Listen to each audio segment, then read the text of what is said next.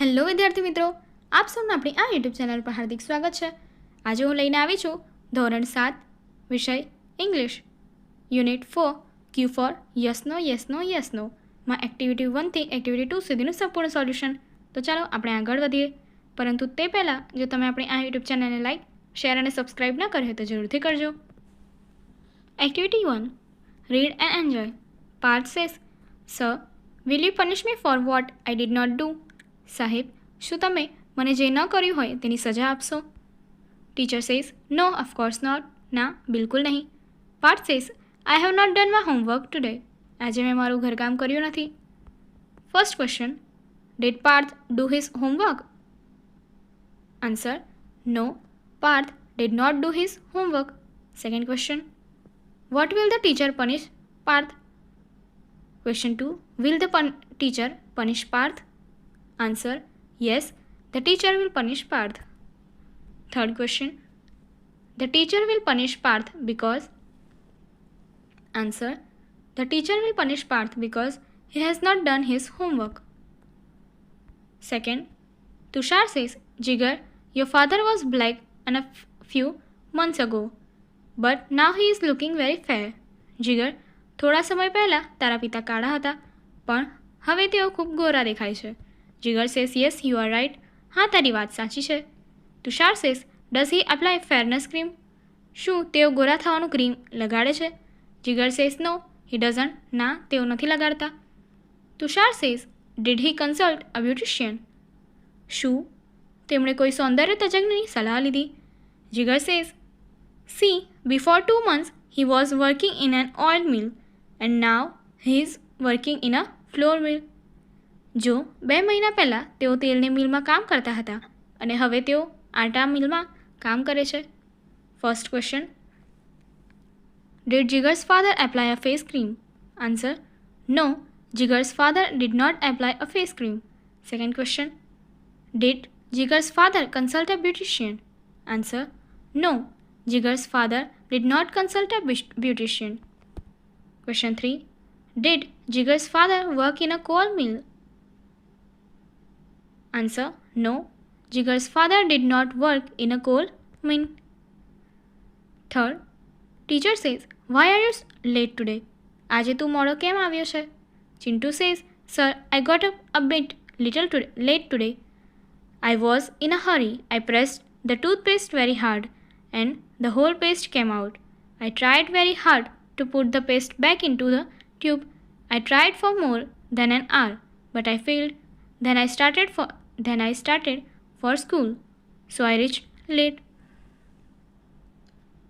સાહેબ, આજે હું થોડો મોડો ઉઠ્યો. ઉતાવળમાં હતો.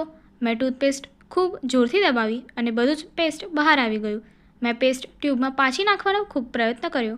મેં 1 કલાકથી પણ વધુ પ્રયત્ન કર્યો પણ હું નિષ્ફળ રહ્યો. પછી હું શાળાએ આવવા નીકળ્યો, તેથી હું મોડો પહોંચ્યો. First question, did Chintu get up on time? Answer, no, Chintu did not get up on time. Second question, did Chintu try to put the paste back into the tube? Did he succeed? The answer, yes, Chintu tried to put the paste back into the tube. No, he did not succeed. Third question, did Chintu reach the school on time? No, Chintu did not reach the school on time. Fourth, Fatima Bibi wanted to get rid of an old cat. She asked her husband Maula Nasiruddin to take the cat to a nearby forest and leave her there. After a few days, Maula was narrating this incident to his friend Sirajuddin. Fatima બીબીને એક ઘરડી બિલાડીથી છુટકારો મેળવવો હતો. તેમણે તેમના પતિ મુલ્લા નસીરુદ્દીનને બિલાડી નજીકના જંગલમાં લઈ જઈને ત્યાં છોડી આવવા કહ્યું. થોડા દિવસ પછી મુલ્લા આ ઘટના તેમના મિત્ર સિરાજુદ્દીનને કહી રહ્યા હતા. Mulla says, I put the cat into the basket, walked through unknown street, reached the forest.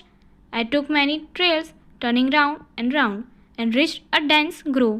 Then I opened the basket and the cat jumped out. મેં બિલાડીને એક ટોપલીમાં મૂકી. અજાણી શેરીઓમાંથી પસાર થઈ હું જંગલમાં પહોંચ્યો. ગોળ ગોળ ફરતી ઘણી પગદંડીઓ પર ચાલીને હું એક ગાઢ ઉપવનમાં પહોંચ્યો. પછી મેં ટોપલી ખોલી અને બિલાડી બહાર કૂદી પડી. Siraj says, "So finally you got rid of the cat. Did Fatima thank you?" એટલે કે અંતે તમે બિલાડીથી છુટકારો મેળવ્યો. શું ફાતિમાએ તમારો આભાર માન્યો? Mulla says, "No, Fatima thanked the cat." ના, ફાતિમાએ બિલાડીનો આભાર માન્યો. Siraj says, "Why?" શા માટે? Mulla says, "I came back home because of the cat. I followed her." હું બિલાડીને લીધે ઘરે પાછો આવ્યો. હું તેની પાછળ પાછળ આવ્યો. First question. Did Fatima Bibi like the cat? No, Fatima Bibi did not like the cat. Second question. Did Mola get rid of the cat? Yes, Mola got rid of the cat. Third question. Did Mullah forget the way to his home? Answer. Yes, Mola forget the way to his home. Activity 2. Play the game Dolly. Your teacher will help you. સૌપ્રથમ student એ કોઈપણ fruit, game, bird, animal કે સિટીનું નામ ધારશે અને નીચેનામાંથી કોઈપણ એક વાક્ય બોલશે. I ate some fruit or I will eat some fruit. I played some game or I will play some game. I saw some birds or I will see some birds. I saw some animals or I will see some animals. I saw some vehicle or I will see some vehicle.